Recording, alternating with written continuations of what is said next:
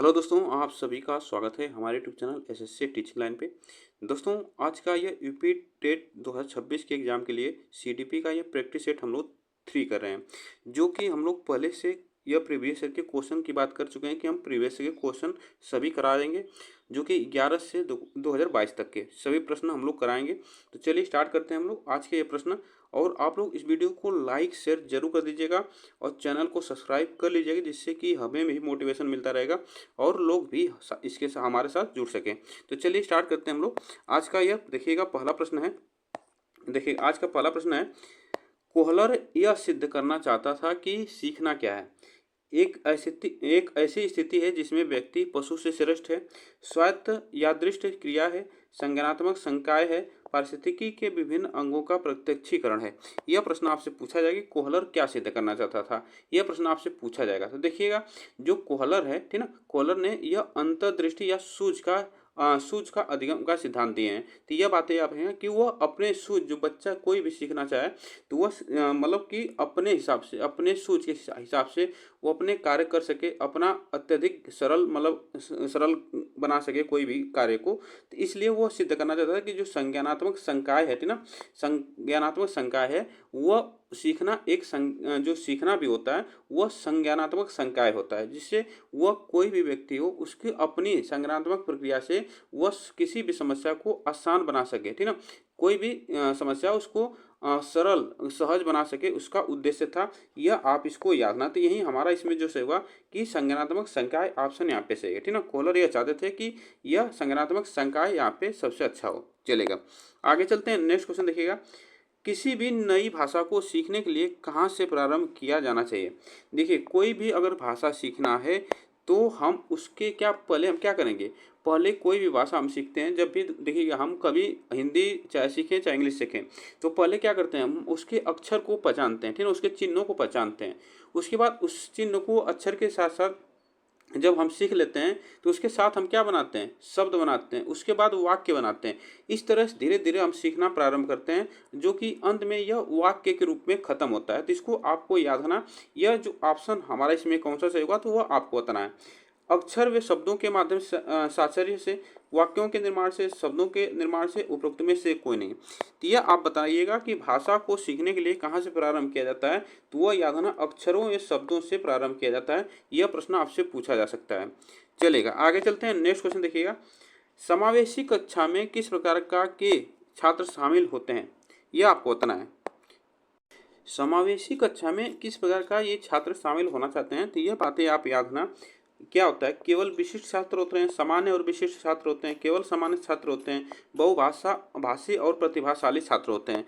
तो यह आपसे पूछा कि जो समावेशी कक्षा होती है उसमें किस प्रकार के छात्र शामिल होते हैं, यह प्रश्न आपसे पूछा जाता है, ठीक ना। तो इसमें देखिएगा, कोई भी छात्र हो, ठीक ना, उसमें क्या होता है, कोई भी कक्षा हो, वहाँ पे समावेशी कक्षा में क्या होता है कि सामान्य और विशिष्ट तरह के वहाँ पे बच्चे होते हैं। कोई भी तेज सीखता है, कोई विशिष्ट बच्चे होते हैं, उनको सभी लोगों को ध्यान में रखते हुए हमें सिखाना पड़ता है। तो यह आपको याद रखना कि जब समावेशी विद्यालय होते हैं, ऐसे संसाधन जहाँ पे कक्षा निर्माण करते हैं, वहाँ पे सभी को हमको साथ लेकर चलना है, ठीक ना। वहाँ पे विशिष्ट बालक भी पढ़ता है, सामान्य बालक भी पढ़ता है, तो उसको हम देखते हुए अपनी मतलब जो पढ़ाएंगे उसको हम ध्यान में रखते हुए उसको समायोजित करके हम पढ़ाएंगे। तो इसको आप ध्यान रखिएगा। जो वहाँ पे बच्चे होते हैं यहाँ पे कक्षा में, समावेशी कक्षा में, तो सामान्य और विशिष्ट दोनों होते हैं। इसको आप लोग ध्यान दीजिएगा, ठीक ना। चलेगा, आगे चलते हैं। नेक्स्ट क्वेश्चन देखिएगा, अधोलिखित में गणित संबंधी अधिगम अक्षमता को कौन सा पद परिभाषित करता है। यहाँ पे देखिएगा, यह अधिगम अक्षमता, यह एक क्या है, ये विकार होता है, ठीक है ना, एक प्रकार का विकार होता है, जिसमें क्या होता है, बच्चे को अक्षर पहचानने में, उसको गणितीय तर्क करने में या कोई भी, यह अधिगम अक्षमता यह एक प्रकार विकार होता है, जिससे कि बच्चों में यह होता है, ठीक ना। निसरता संबंधी दोष होता है, पठन दोष होता है, गणना दोष होता है, उपरोक्त में से कोई नहीं। तो यह हमसे पूछा क्या है, यहाँ पे गणितीय संबंधी, तो यह गणना से संबंधित होगा, ठीक ना। तो यह आपको याद रखना कि इसे डिस्कैलकुलिया कहा जाता है। इसे क्या कहा जाता है, डिस्कैलकुलिया कहा जाता है। तो ये भी आपको याद रखना, इसे डिस्कैलकुलिया कहा जाता है, ठीक ना, डिस्कैलकुलिया, ठीक ना। यह आप याद रखना, डिसकैलकुलिया इसे कहा जाता है, जो कि गणित संबंधी जो विकार होते हैं, अक्षमता होती है, उसे डिसकैलकुलिया कहा जाता है। पढ़ने से संबंधित जो होता है वह डिसलेक्सिया कहलाता है, उसको भी आपको याद रखना। और देखिएगा इस पे हम अधिगम अक्षमता पे जो कि एक क्लास हम लेकर आएंगे, उसमें सभी हम जो विकार होंगे वो सभी को हम बताएं, इस यहाँ पे करेंगे, ठीक ना। तो यह बातें याद रखना। चलेगा आगे चलते हैं। देखिएगा समावेशीकरण की सफलता के लिए आवश्यक है, बताएगा क्षमता निर्माण का अभाव, अभिभावकों की भागीदारी का न होना, अलगाव, संवेदनशीलता। तो समावेशीकरण की सफलता के लिए आवश्यक क्या होता है, यह प्रश्न आपसे पूछा है। तो बताइएगा इसमें से कौन सा ऑप्शन यहाँ पे से होगा, यह आपको बताना है। देखिएगा इसमें जो ऑप्शन से होगा यहाँ पे संवेदनशीलता, ठीक ना। यहाँ पे क्षमता का निर्माण भाव होता है। उसके बाद देखिएगा अभिभावकों की भागीदारी का न होना, लगाव, यह सभी क्या होता है, समावेशी की सफलता के लिए आवश्यक है। यह प्रश्न आपसे पूछा जाता है, ठीक ना। चलेगा यह प्रश्न आपसे पूछा जाता है, इसमें आपको इतनी बातें याद रखना है। इतनी बातें आप याद रखना कि इसमें जो ऑप्शन हमारा से होगा यहाँ पे संवेदनशीलता, ठीक ना। यह समावेशी कक्षा में जो होता है यह सफलता के लिए आवश्यक होता है। इसमें जो यह सभी है यह नहीं होना चाहिए बच्चों के साथ, ठीक ना। यह बातें आप ध्यान रखिएगा कि यह समावेशी जो करण होता है इसमें सफलता के लिए बहुत से चीज़ आवश्यक होते हैं। उससे समाज होता है, समुदाय होता है, परिवार होता है, वातावरण होता है, विद्यालय होता है, शिक्षक होते हैं, यह सभी आवश्यक होते हैं, ठीक ना। यह बातें याद रखना समावेशी शिक्षा में। तो इसमें संवेदनशीलता भी आवश्यक होता है, ये बातें आप ध्यान दीजिएगा। आगे चलते हैं। देखिएगा निम्न में से कौन सा संवेग का तत्व नहीं है, बताइएगा संवेग का तत्व कौन सा नहीं है, बताइएगा इसमें से संवेग का तत्व कौन सा नहीं होता है। इसमें से आपसे पूछा जाएगा संवेग का तत्व कौन सा नहीं है, ठीक ना। यह प्रश्न आपसे पूछा जा सकता है, इसमें आपको ध्यान देना। देखिएगा इसमें जो संवेग आप लोग समझ रहे हैं कि संवेग व्यवहारात्मक, संज्ञानात्मक, दैहिक और इसमें संवेदी, ठीक ना। इसमें से आपसे पूछा कि संवेग को आपको याद रखना होगा कि संवेग जो होता है तत्व यह जन्मजात होता है, यह प्राणियों में सभी प्राणियों में होता है, यह संवेग होता है, इसको आपको याद रखना है। लेकिन हमसे पूछा क्या है कि नहीं पूछा है। देखिएगा संवेग जो होता है दो स्तर में होते हैं, एक होता है शारीरिक, एक मानसिक, ठीक ना। एक शारीरिक एक मानसिक होता है संवेग, ठीक ना। एक होता है शारीरिक, इसको याद रखना, शारीरिक होता है, एक होता है मानसिक, ठीक ना। मानसिक एक होता है। तो यह आप यहाँ दो स्तर में इसका जो होता है शारीरिक संवेग होते हैं, यह संवेग होते हैं। इसमें से देखिएगा कोई भी समस्या होती है तो शरीर पे उसका जल्दी असर पड़ता है, ठीक ना। जैसे श्वास लेना, रक्तचाप बढ़ना, जैसे अगर कोई भी बीमारी हो जाती है तो वह उसमें क्या होता है, आवाज़ में परिवर्तन हो जाना, यह शारीरिक संबंध में आते हैं। और मानसिक में क्या होता है कि मानसिक में कोई भी अगर विकार होता है मतलब प्रक्रिया में, इसमें क्या होता है उसका शिथिल मस्तिष्क का शिथिल होना, यह इसमें संवेग का यह होता है। लेकिन हमसे पूछा क्या है कि यहाँ पे जो नहीं होता है वह संवेदी, यह संवेदी जो है इसका नहीं होता है, यह तत्व नहीं है, संवेदी जो संवेग का तत्व नहीं होता है, इसको आप लोग ध्यान दीजिएगा, ठीक ना। चलेगा आगे चलते हैं। नेक्स्ट देखिएगा संज्ञानात्मक क्षेत्र का सही क्रम क्या है, संज्ञानात्मक क्षेत्र का सही क्रम क्या है। तो यह देखिएगा संज्ञानात्मक जो क्षेत्र है यह याद रखना, बेंजामिन ब्लूम ने शिक्षण उद्देश्यों को 3 क्षेत्रों में बांटा था। पहले यह दिया है किसने, तो बेंजामिन ब्लूम ने दिया है। यह आपको याद रखना कि जो शिक्षण उद्देश्य होते हैं उसको पहले बार जो यह संज्ञानात्मक क्षेत्र के बेंजामिन ब्लूम ने याद रखना आपसे पूछा जाएगा, तो आप इसको याद रखना। ब्लूम ने 3 प्रकार के क्षेत्र बताए थे, यह आप यहाँ 3 प्रकार के क्षेत्र बताए थे, जिसमें से भावात्मक क्षेत्र के उद्देश्य था, संज्ञानात्मक क्षेत्र के उद्देश्य था, मनोगत्यात्मक क्षेत्र के उद्देश्य था। लेकिन फिर उन्होंने उन्होंने जो इसका संज्ञानात्मक क्षेत्र था उसको फिर पुनः क्रम से फिर मतलब इसको उद्देश्य इसमें बनाए, जो कि इसमें 6 भाग फिर उसको विभाजित किए, ठीक ना। तो उसमें 1956 में उसे पुनः फिर विभाजित किए, जिसमें से 6 क्षेत्र बनाए। तो पहला जो क्षेत्र इसमें आता है हमारा, उसमें आता है ज्ञान, ठीक ना, पहला ज्ञान आता है। उसके बाद दूसरा आता है हमारा, दूसरा अवबोधन, क्या होता है अवबोधन, इसको आप याद रखना, दूसरा अवबोधन आता है, इसको भी आप याद रखना, यहाँ से प्रश्न पूछा जाता है। उसके बाद तीसरा जो आता है हमारा, तीसरा की बात की जाए तो तीसरा जो आता है हमारा अनुप्रयोग आता है, ठीक ना, अनुप्रयोग आता है, ठीक ना, अनुप्रयोग आता है, इसको याद रखना। फिर चौथा जो नंबर पर आता है हमारा विश्लेषण आता है, ठीक ना, विश्लेषण आता है। फिर 5वें नंबर पर याद रखना, 5वें नंबर पर क्या आता है, तो संश्लेषण आता है, ठीक ना, संश्लेषण इसको याद रखना, संश्लेषण आता है। और छठे नंबर पे जो आता है हमारा, वह छठे नंबर पे जो आता है हमारा उसको याद रखना। छठे नंबर पर आता है मूल्यांकन, ठीक है ना, मूल्यांकन यह छठे नंबर पर आता है। तो यह 6 प्रकार के, फिर उसे विभाजित किया, जो संज्ञानात्मक क्षेत्र थे उसको पुनः 6 भाग में विभाजित किया। तो इस हिसाब से अगर हम क्रम देखें तो इसमें जो हमारा क्रम जो आता है उसको ध्यान में रखते हुए हम देखेंगे ज्ञान, अवबोधन, अनुप्रयोग, विश्लेषण और संश्लेषण, जो मूल्यांकन, ये 6 होते हैं। तो इस हिसाब से हमें देखना है, ठीक है ना। चलेगा, आगे चलते हैं। देखिएगा, निम्न में से कौन सा अच्छे शिक्षण की विशेषता नहीं, बताएगा कौन सा अच्छे शिक्षण की विशेषता नहीं है। स्वच्छाचारी, जनतांत्रिक, सहानुभूतिपूर्ण और वांछनीय सूचना देने वाला। तो अच्छे शिक्षण की विशेषता नहीं होती, इसमें से बताएगा कौन सा ऑप्शन यहाँ पे से होगा जो कि अच्छे शिक्षण की विशेषता नहीं होती है। देखिएगा, कोई भी अच्छा शिक्षण होगा उसमें जो नहीं होना इसमें पूछा है, तो इसमें हमारा स्वच्छाचारी यह नहीं होता, नहीं होना चाहिए। जनतांत्रिक होना चाहिए, सहानुभूति होना चाहिए, वांछनीय सूचना देने वाला होना चाहिए, ठीक है ना, यह सभी जो होना चाहिए। लेकिन स्वच्छाचारी नहीं होना कि मतलब कोई भी शिक्षण हो तो वह अपने हिसाब से वह बच्चे को शिक्षण दे, अपने हिसाब से वह शिक्षण दे, ठीक है ना, यह नहीं होना चाहिए। तो इसमें जो ऑप्शन हमारा सही होगा ये ऑप्शन सही है।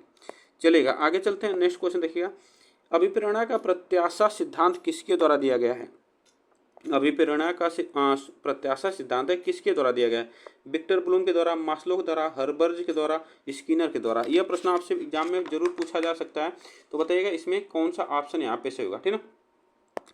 प्रत्याशा सिद्धांत की बात की जाए तो बताइएगा इसमें से कौन सा ऑप्शन से होगा। और प्रत्याशा सिद्धांत यह विक्टर ब्रूम में दिया है, ठीक है ना, कौन दिया है, विक्टर ब्रूम, जो कि 1964 में, कब दिया, 1964 में दिया है। यह प्रश्न आपसे पूछा जा सकता है, तो इसको आप लोग ध्यान दीजिएगा, ठीक है ना। चलेगा, आगे चलते हैं। नेक्स्ट क्वेश्चन देखिएगा, आगे चलते हैं, देखिएगा नेक्स्ट क्वेश्चन पे, अग्रिम व्यवस्थापक प्रतिमान किस परिवार से संबंधित है।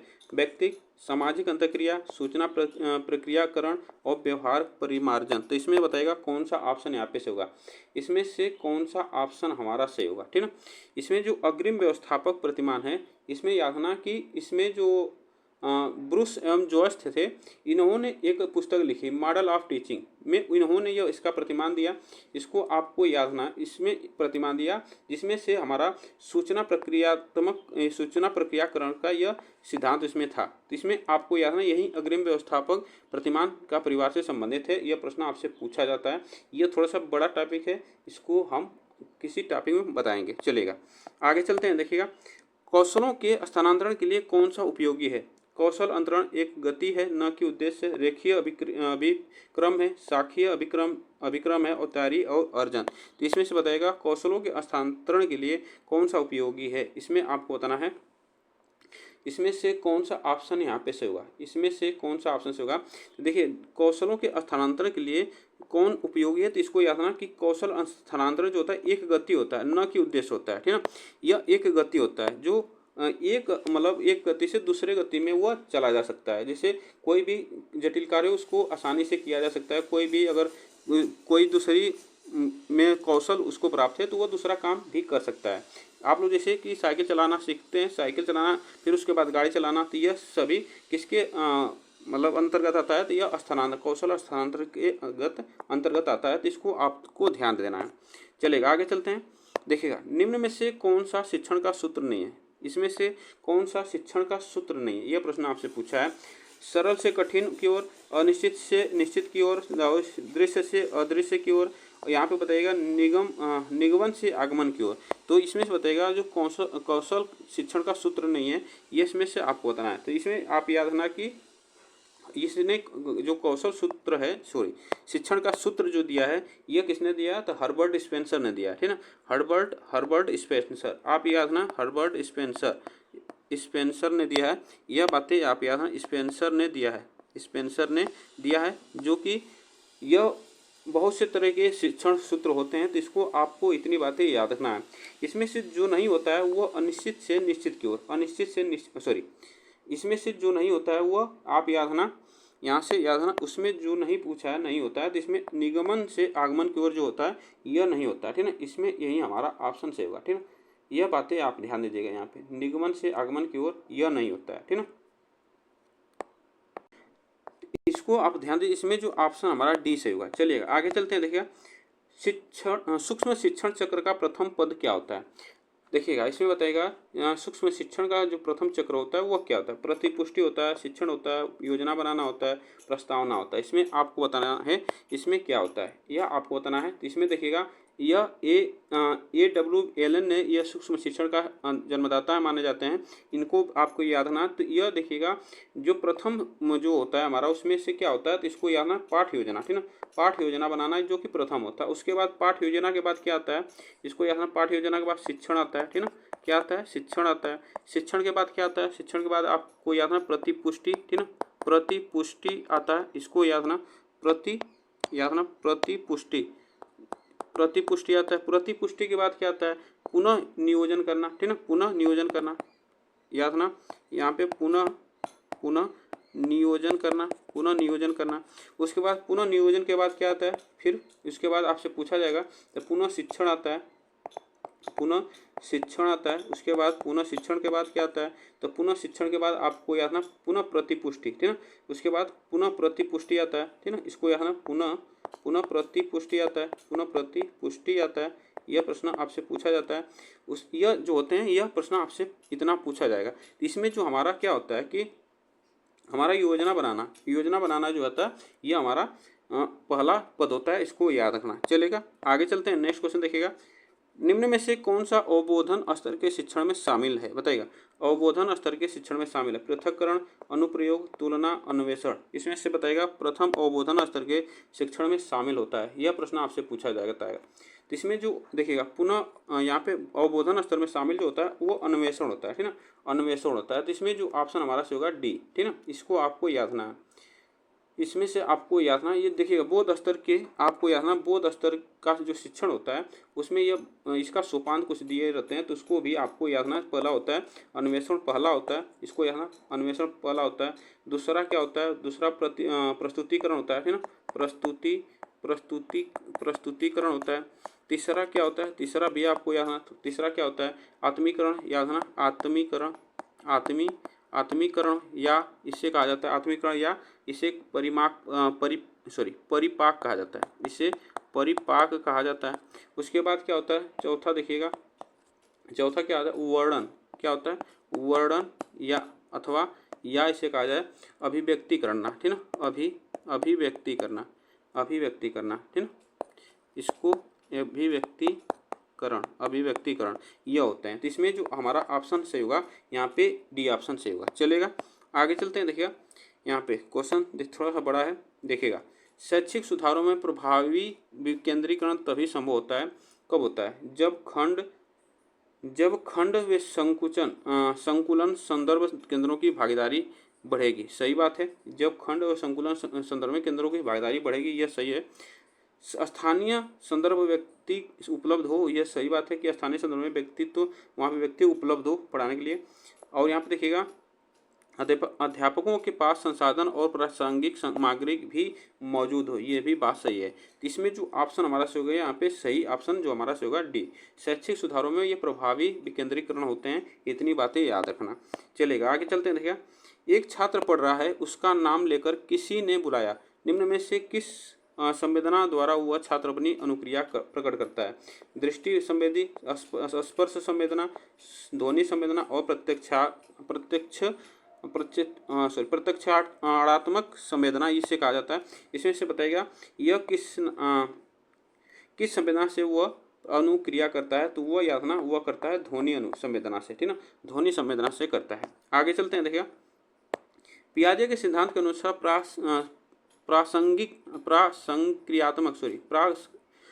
प्रासंक्रियात्मक अवस्था की अवधि क्या है, बताइएगा। 4 से 8 साल की, जन्म से 2 साल की, 2 से 7 साल की और 5 से 8 साल की। तो यह पियाजे के सिद्धांत के अनुसार प्रासंगिक जो क्रिया होती है। तो आप लोग जानते हैं कि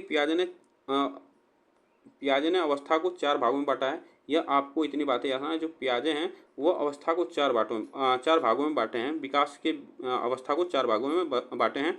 जिसमें से हमारा पहला होता है संवेगात्मक गामक अवस्था, दूसरा होता है पूर्व संक्रियात्मक अवस्था, उसके बाद तीसरा मूर्त संक्रियात्मक अवस्था, चौथा जो औपचारिक संक्रियात्मक अवस्था होता है। तो दूसरी जो संक्रियात्मक अवस्था को ही पूर्व संक्रियात्मक अवस्था जो दूसरी हमारी वो अवस्था होती है उसी को प्रासंक्रियात्मक अवस्था भी कहा जाता है। तो इसको याद रखना, इसी को कहा जाता है पूर्व संक्रियात्मक अवस्था, ठीक ना। इसको भी आपको यहाँ पूर्व संक्रियात्मक अवस्था, ठीक ना, पूर्व संक्रियात्मक अवस्था ऐसे कहा जाता है, जो कि यह होती है 2 से 7 वर्ष, ठीक ना, जो कि यह 2 से 7 वर्ष की होती है, ये भी आपको याद रखना है, ठीक ना। तो इसमें जो ऑप्शन से होगा 2 से 7 साल, ठीक ना, ऑप्शन हमारा सी सही है। आगे चलते हैं, निम्न में से कौन सी बाद की बाल्यावस्था के बौद्धिक विकास की विशेषता नहीं है, बताइएगा। बौद्धिक विकास की विशेषता नहीं है, इसमें से आपसे प्रश्न पूछा है, तो इसमें से क्या नहीं होती है। भविष्य की योजना की सूझबूझ, विज्ञान की काल्पनिक कथाओं में अधिक रुचि, बढ़ती हुई तार्किक शक्ति, काल्पनिक भयों का अंत। इसमें से बताइएगा कौन सा ऑप्शन सही होगा। तो यह ऑप्शन सही होगा, भविष्य की योजना की सूझबूझ, इसमें नहीं होता है, तो इसको आपको याद रखना है, ठीक है। यह आपको इतनी बातें याद रखना है, ठीक, चलेगा। आगे चलते हैं, नेक्स्ट क्वेश्चन देखिएगा। निम्न में से मनोवैज्ञानिक भाषा विकास से संबंध है, पावलोव का, बिने का, चॉम्स्की का और मास्लो का, बताइएगा। इसमें से जो भाषा विकास का सिद्धांत से संबंधित आपको याद रखना है, तो यह चॉम्स्की का है, ठीक ना, चॉम्स्की का यह भाषा विकास का यह संबंधित है, यह मनोवैज्ञानिक जो है भाषा विकास से संबंधित है, तो इसमें चॉम्स्की हमारा सही है। आगे चलते हैं, देखिए थॉर्नडाइक ने अपने सिद्धांत को किस शीर्षक से सिद्ध किया था। तो थॉर्नडाइक ने अपने सिद्धांत को किस शीर्षक से सिद्ध किया था, यह प्रश्न आपसे पूछा जाता है।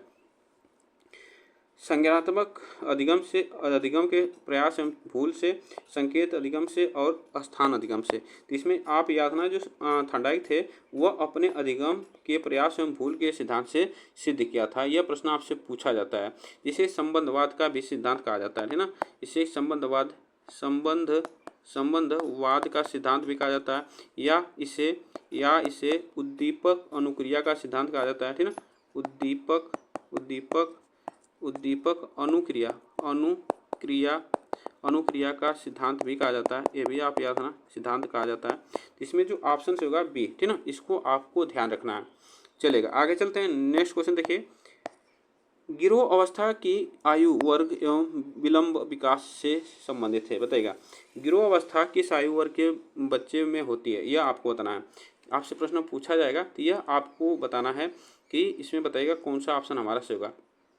गिरोह अवस्था जो होती है, यह आप याद रखना कि 8 से 10 वर्ष एवं सामाजिकरण की में संबंध है, यह आपको इतनी बातें याद रखना। इस अवस्था में बालक ने अपने समूह या सक्रिय सदस्य के साथ बना रहता है, इसको आपको याद रखना। और किशोरावस्था में जब वो पहुंचा है तो अपना समूह जो किशोरावस्था में चरम पर होता है उसका, और इससे गिरोह सामाजिकरण में यह संबंधित होता है, इसको आपको याद रखना। इसे गिरोह अवस्था के नाम से या सामाजिकरण में से कहा जाता है, तो इसको आप ध्यान दीजिएगा, चलेगा। इसमें जो ऑप्शन होगा सी, चलेगा। आगे चलते हैं, देखिएगा। पियाजे के अनुसार संज्ञानात्मक विकास की तृतीय अवस्था निम्न में से कौन सी है। अभी बताएं कि पियाजे के अनुसार पूछा है, तो अभी बताएं कि पियाजे ने 4 प्रकार की अवस्था बताए हैं, उसमें से पहले संवेदी गामक अवस्था, ठीक ना, दूसरी पूर्व संक्रियात्मक अवस्था, तीसरी मूर्त संक्रियात्मक अवस्था और औपचारिक संक्रियात्मक अवस्था चौथी होती है। तो इसमें से आपको याद रखना है कि इसमें जो हमारी ये पहली अवस्था होती है जो कि 0 से 2 वर्ष की होती है, ठीक ना, 0 से 2 वर्ष। उसके बाद दूसरी जो संक्रियात्मक अवस्था है पूर्व संक्रियात्मक अवस्था, यह जो हमारी दूसरी अवस्था होती है जो कि यह 2 से 7 वर्ष की होती है, ठीक ना, यह 2 से 7 वर्ष की होती है। तीसरी जो होती है हमारी 7 से, यह तीसरी अवस्था होती है जो कि 7 से 11 वर्ष की होती है, ठीक है, 11 वर्ष की होती है।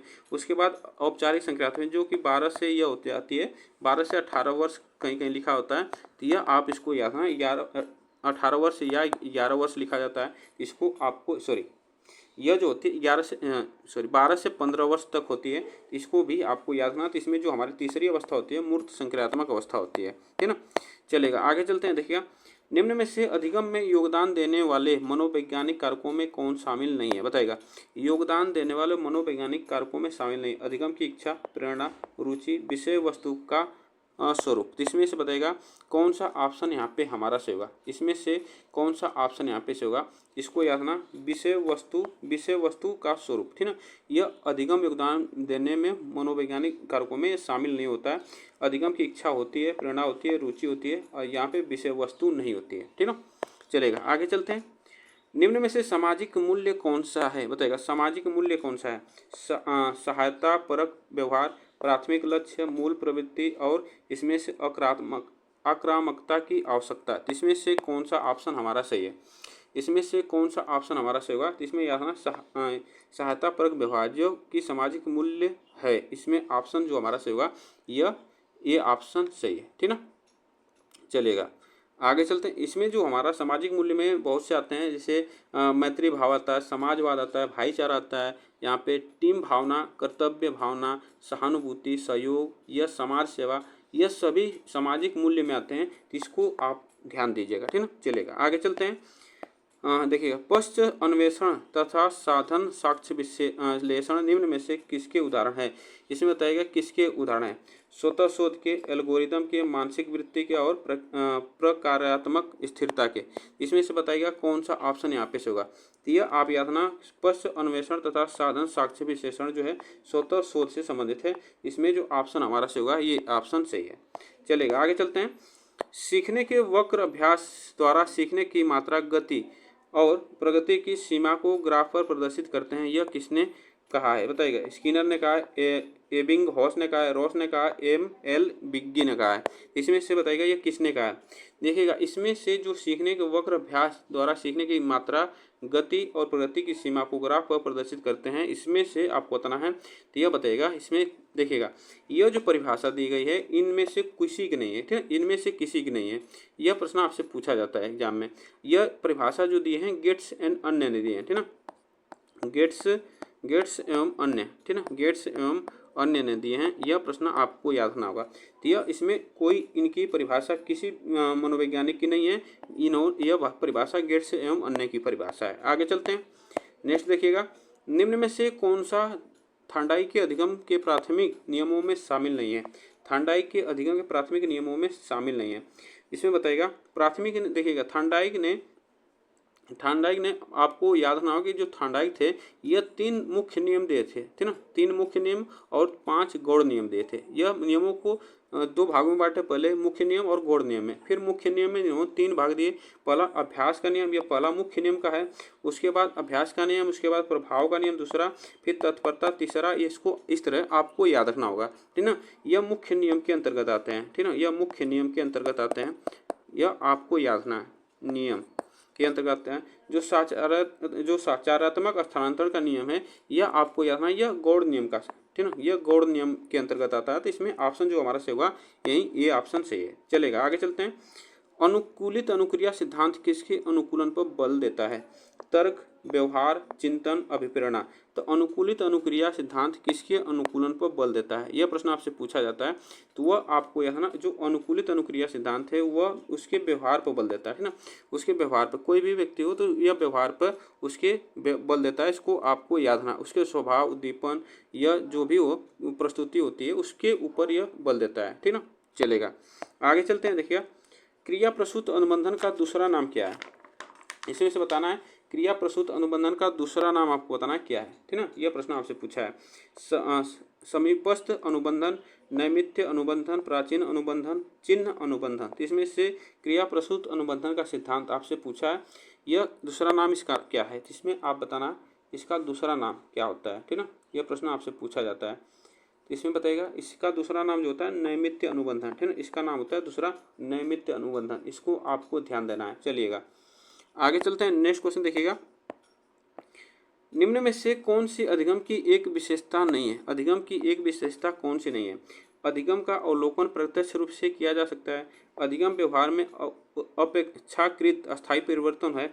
अधिगम प्राणी की अभिव्यक्ति है। अधिगम एक लक्ष्योन्मुख प्रक्रिया है। तो यह आपको बताना इसमें से कौन सा ऑप्शन हमारा यहाँ पे सही है, ठीक है। इसमें से कौन सा ऑप्शन हमारा सही होगा, यह प्रश्न आपसे पूछा जाएगा। तो यह आप यहाँ अधिगम का अवलोकन प्रत्यक्ष रूप से किया जा सकता है। तो इसमें जो ऑप्शन हमारा सही होगा ये ऑप्शन सही है, ठीक ना। यह बातें आप याद रखना। तो इस हिसाब से हमारा जो ऑप्शन ए सही होगा। चलेगा